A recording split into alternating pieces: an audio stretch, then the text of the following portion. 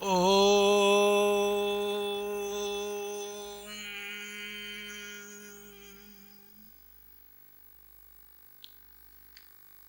आज का पावन दिवस, क्योंकि आज हम एक और हमारे इस देश के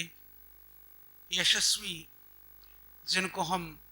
नेताजी के रूप में जानते हैं, बाकी तो सब नेता हैं, नेताजी एक हैं देश में, जिन्होंने इस देश के नेतृत्व को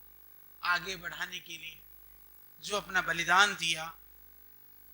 अपना सर्वस्व दिया, हम उसको याद करते हैं। तो पराक्रम दिवस के इस पावन अवसर पर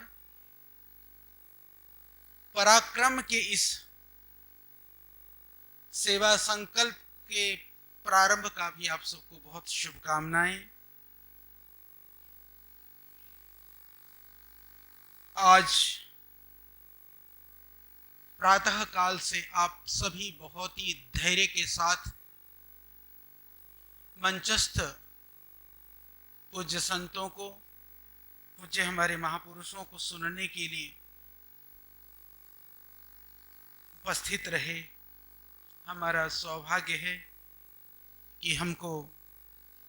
परम श्रद्धेय वंदनीय पूज्य महामंडलेश्वर स्वामी विवेकानंद जी महाराज,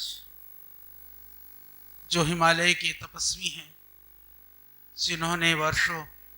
हिमालय में रह करके तप किया और वहाँ पर संतों के द्वारा सेवा का एक उत्कृष्ट अनुपम उदाहरण देकर के दूर दूर से आने वाले यात्रियों के लिए भोजन आवास आदि की व्यवस्था करी। ऐसे भावनाशील पूज्य स्वामी जी और देश की भावना, संवेदना, पीड़ा को हृदय में लेकर के राष्ट्र जागरण के साथ में आध्यात्म जागृति के लिए अहर्निश संलग्न राष्ट्रीय संत, जिनको मैं अपना अभिभावक के रूप में देखता हूँ, ऐसे परम पूज्य श्रद्धेय विजय कौशल जी महाराज, यहाँ पर आप सबको आशीर्वाद आपने प्रदान किया। और रामकृष्ण मिशन के यशस्वी परंपरा के पूज्य स्वामी जी यहाँ पर हैं, अपने आप मेडिकल की शिक्षा लेकर के रोगी को ईश्वर मान करके सेवा में संलग्न है।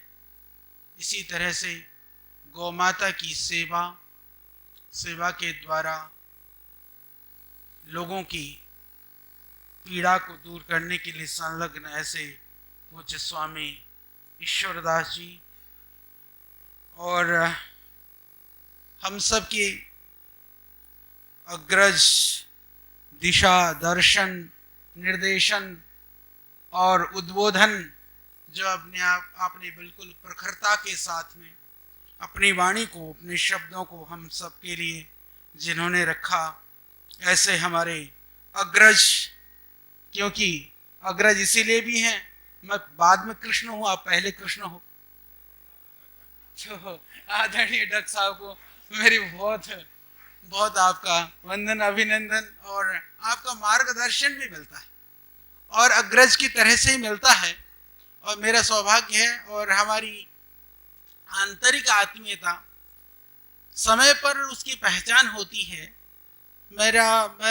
ज़्यादा तो कुछ कहता नहीं हूँ, पर मैं यदि सोच लेता हूँ तो आदरणीय डॉक्टर साहब उसको प्रमुखता के साथ में उसमें सहयोगी साथी रहते हैं। उसके लिए मेरा सौभाग्य है, मैं आपको बहुत नमन और वंदन करता हूँ। और इस मंच पर हम देख रहे हैं कि हमारे आदरणीय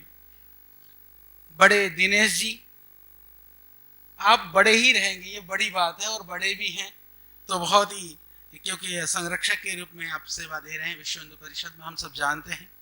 आपकी सरलता, सहृदयता, उससे सबको बहुत ही प्रभाव, आप सेवा में निरत रहते हैं, प्रभाव डालते हैं। और इसी तरह से हमारे यहाँ पर हमारे एम्स के निदेशक, आयु चाहे कितनी हो परंतु पुरुषार्थ में कोई कमी नहीं, जहाँ देखो वहीं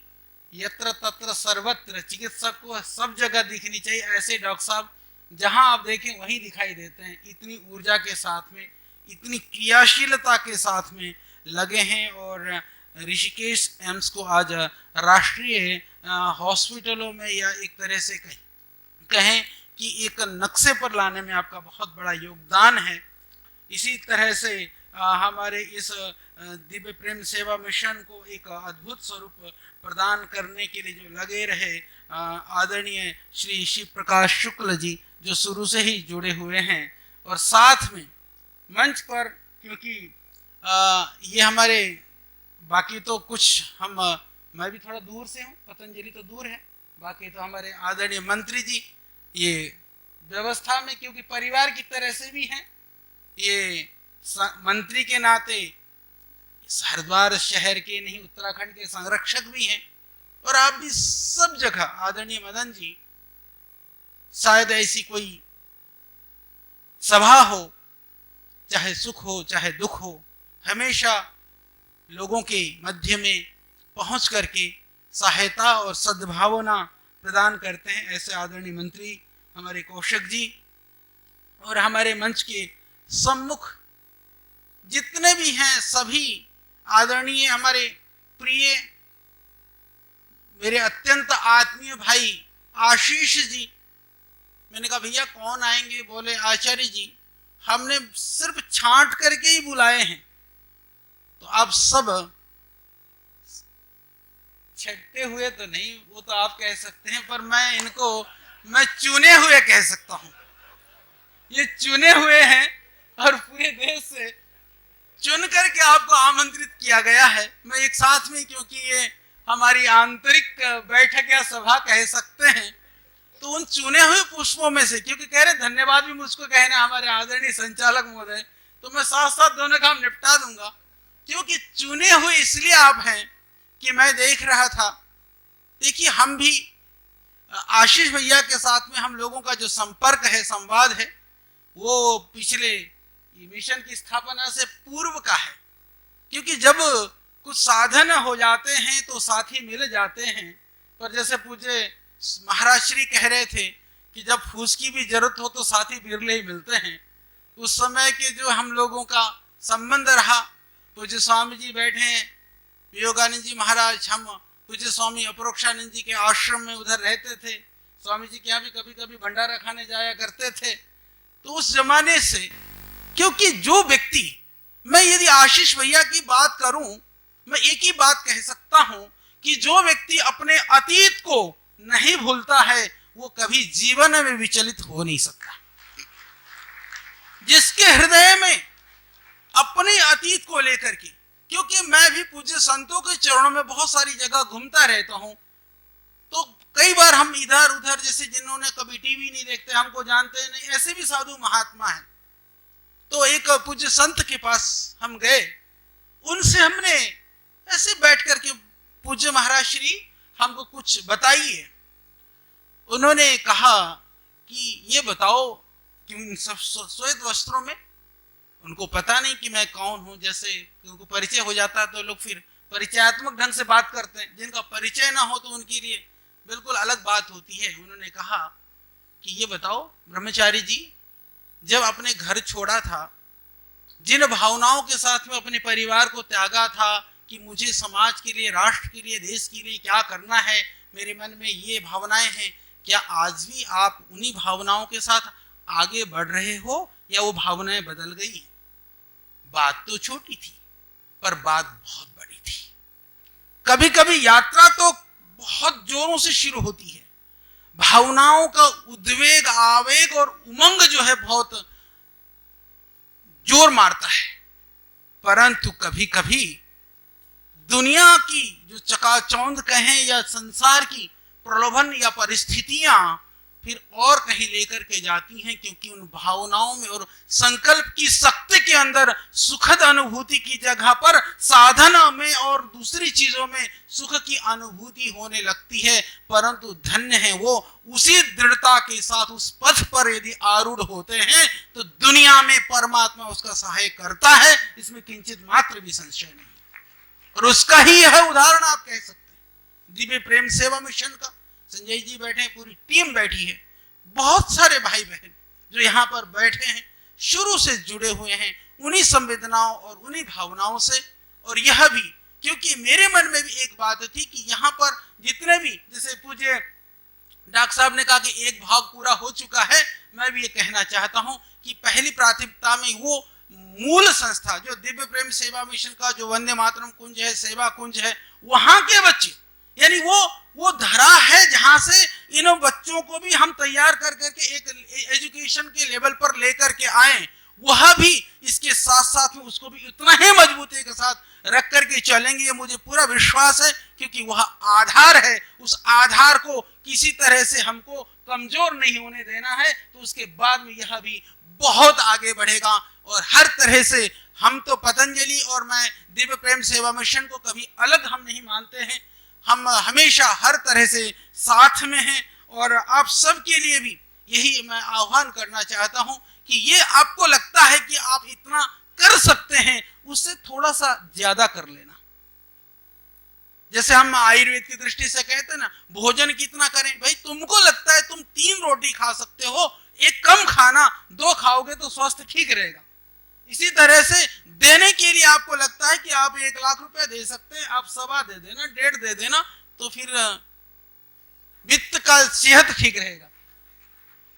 तो ये ध्यान रखें। और मैं यही निवेदन करना चाहता हूं कि अधिक से अधिक, क्योंकि यह प्रकल्प ये अनवरत चलने वाला प्रकल्प है, जैसे कि इसके बाद में कुआओं की तरफ जहां भी पूरे देश में पहुंचे, हम तो ये चाहते हैं। और क्योंकि यह ऋषियों के ऋण से उऋण होने का भी आप और हम सब के लिए मौका है। जैसे अतीत और इतिहास की बात आदरणीय डॉक्टर साहब अभी सुना रहे थे कि कितने प्रतिकूलताओं में हमारे पूर्वजों ने, कितने संघर्षों में उन ऋषि महर्षियों ने हमारे लिए उस जो ज्ञान विज्ञान और साधन को सुरक्षित रख करके, बचा करके, अपने आप कणाद यानी कण कण में एक एक कण पे जी करके और अपने आप को दधीची के रूप में यानी अपना सर्वस्व दान कर करके, और बहुत सारे इतिहास और अतीत को हम पढ़ते हैं और जानते हैं। उनका एक ही लक्ष्य था। उन ऋषियों ने यदि ये सोचा होता कि मेरा क्या होगा, वो इस देश के लिए हमारे लिए कुछ भी दे करके न जाते। उन्होंने हमेशा ये सोचा कि संस्कृति का क्या होगा और आने वाली पीढ़ियों के लिए क्या होगा। तो उन ऋषियों का ऋण हमारे ऊपर है, हम ऋणी हैं उन ऋषियों के। इसीलिए हम जो शिखा रखते हैं, सूत्र धारण करते हैं, वो भी उसी का ही प्रतीक है। उस ऋण से उऋण होने के लिए मुझे लगता है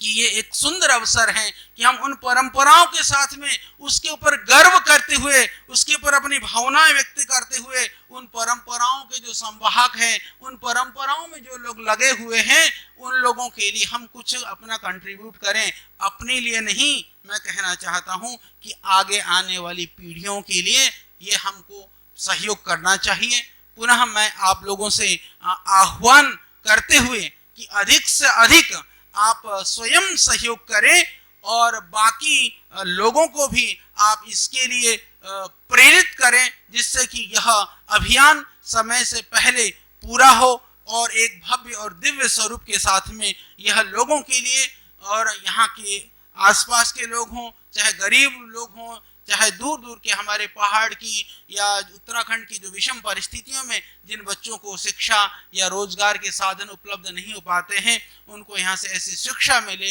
ऐसी सेवा की उनको एक प्रेरणा मिले, जहाँ से शिक्षा लेकर के वो सेवा के कार्यों में संलग्न हो सके। तो दिव्य प्रेम सेवा मिशन एक अध्यात्म प्रेरित स्वैच्छिक सेवा संगठन। हमारा संकल्प सेवा, साधना, संबोधि।